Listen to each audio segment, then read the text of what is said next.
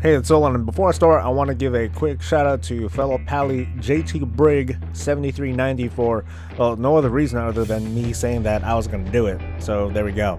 Also, another thank you to everyone who stops by to watch my videos. If you're liking the content, please drop a like and a sub, but more importantly, leave a comment or ask me what you'd like to see, because I'm doing this for you guys. So, some quick disclosure, I'm just a 2-day-a-week raider, and I finished Turok Archimon a while back before my team splintered off to do their own thing. Prot Paladin is what I know best, and I'm here to go over the changes to the class in Legion. Remember though that this is alpha, so by the time you see this video things might have already changed, but I'll hopefully have an updated version for you guys as time goes on. So let's start with abilities, and first off we have Hammer of the Righteous. At the moment it sucks.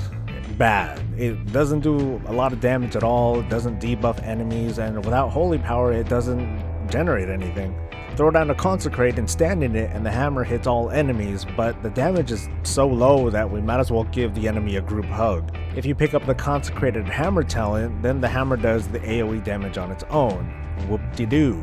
Instead though, you can spec for this blessed hammer thing that replaces Hammer of the Righteous, then we can just go to town. By comparison, this thing hits like a truck, and you can see that it really does swirl around the paladins, so it can hit twice, and it gives them a damage debuff for 15 seconds. Clearly though, these skills are just not done. The damage on these skills will probably make a compromise, and Hammer of the Righteous will get the utility that it needs.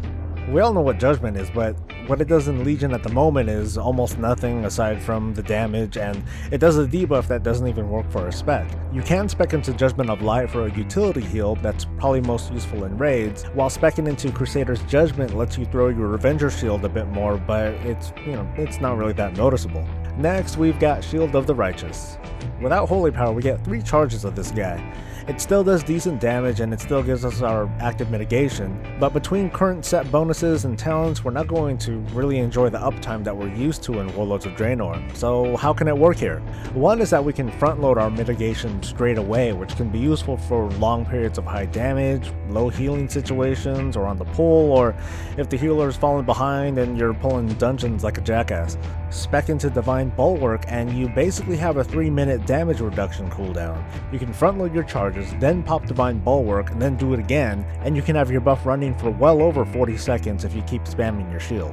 Hand of Reckoning hasn't changed, but with the Day of Reckoning talent we can get 3 charges of the taunt, and it also reduces the damage that they do, but it's busted so we can't tell if it works if the target's already targeting you.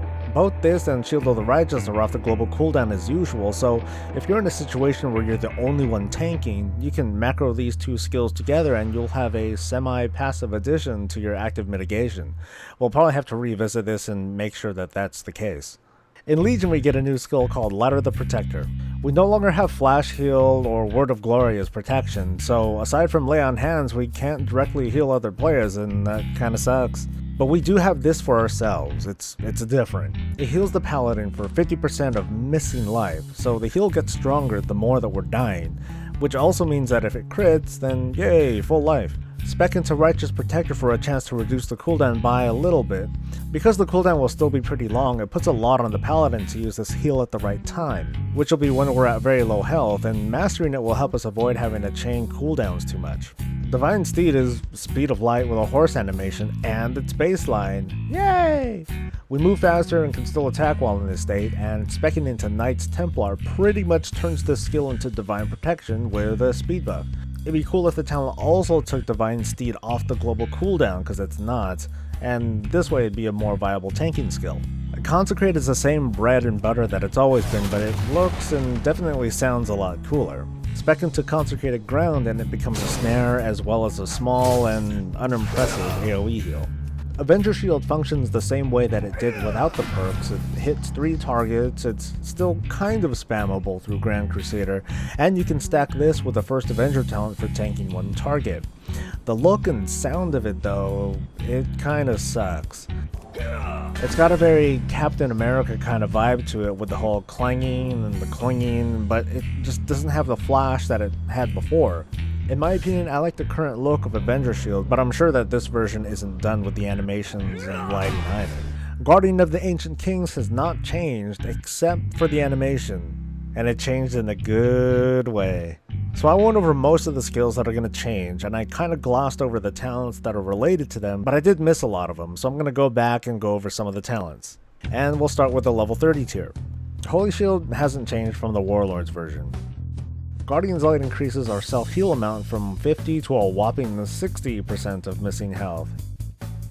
Last Defender is slightly interesting in that we get damage reduction based on how many mobs we're next to, but not how many we're tanking. Our best usage of this talent would be situations where the off-tank holds a whole bunch of mobs while the Paladin holds on to a single hard-hitting target. Now the level 45 tier. Fist of Justice, it's totally broken, let's skip that. Repentance has an interesting change. Now along with its effect, it'll do damage up to 25% of the target's health over a 1 minute. This sounds pretty cool to the point where I'll actually use it as a crowd control mechanic. At the moment though, the dot doesn't work at all. Blinding Light does though. It's gotten a considerable upgrade in that it does damage and the disorient doesn't break on holy damage. It's great for soloing and it should be useful in some AoE tanking situations. Next tier, Threat Aura's back, thank goodness, and it's a little buggy at the moment. It hits pretty hard as a Blessed Hammer tick, and it works for any friendly target in the vicinity, including players that aren't in your party. Blessing of Spell Warding replaces Blessing of Protection, and it's a useful addition in cases where otherwise BOP doesn't quite work. Blessing of Salvation turned into a talent, but it's been upgraded a bit. Now it transfers threat to the Paladin. Aegis of Light is a new skill that's similar to Power Word Sank for Disc Priests, but this protects allies behind the Paladin. What's curious though is that it's on the global cooldown, but I'm gonna guess that that's gonna change. Final Stand though feels pretty damn awesome, and it's a thing that we've been asking for quite a while. Now for the artifact stuff. First is the primary skill that we get at the start, the Eye of Tyr. This does heavy AoE damage as well as reducing the damage that they do to us by 25%. Keep in mind though that this isn't a damage reduction cooldown necessarily, but a debuff. The passive is pretty interesting in that it's like a mini vengeance / resolve thing. It'll be interesting to see just how much damage we can get out and how big of a bubble we can make. To be honest, the 3 big artifact perks that we go for are kind of boring passives. They'll do great things for our spec and everything, but I'm more focused on one perk. If I'm reading this right, if I were to have Lay on Hands on cooldown, then use a Blessing of Protection on myself or someone else, the cooldown on Lay on Hands will be reduced by 5 minutes. Sounds neat? Maybe. I'll have to actually level up my artifact to really see. To sum things up, I see a lot of potential for the spec. There's some lackluster things here and there, but I'm sure that on live I'm going to have something lackluster to complain about anyway. I thought about doing a meaningful playthrough, but it's so early right now that it'd give players the wrong impression of how the class is going to feel, and I don't think that's quite been ironed out yet. So that's it. Hopefully this video is a short, quick digest to give you a taste of how the class will feel, and you can count on updates from me as we get closer to live and eventually a full-on review. Let me know what you think in the comments below. I'm Soul. Stay breezy, guys.